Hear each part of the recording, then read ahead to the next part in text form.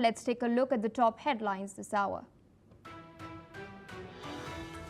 The deadly earthquake in Afghanistan has claimed at least 1,132 lives, with more than 3,000 people now injured.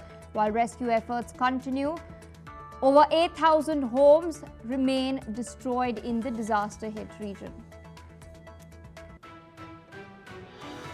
North Korea's Kim Jong-un has arrived in Beijing and is all set to attend China's Grand Military Parade. This is remarkably Kim's first visit to Beijing in 6 years. Russian President Vladimir Putin, who is already in China, is also going to attend the parade. However, there are no reports of a scheduled trilateral.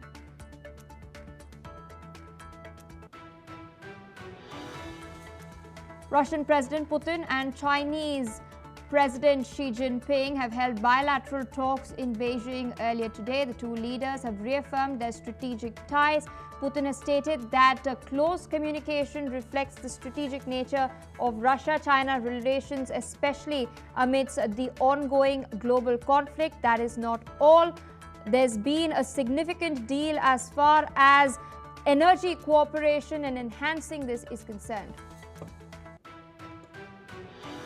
US President Donald Trump has slammed Israel over its offensive in Gaza. He has stated that Israel may be winning the war in Gaza, but it is losing in the world of public relations. This comes as Israel is losing support globally, with a number of Western countries agreeing to recognize the Palestinian state at the UNGA.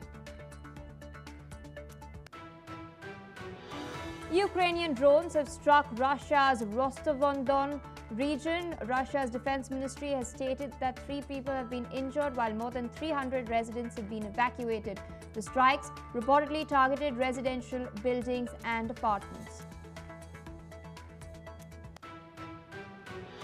At least 20 people have been reported missing following violent protests across Indonesia over the past week. The protests have resulted in the loss of 6 lives. Over 1,240 people have meanwhile been arrested since the 25th of August.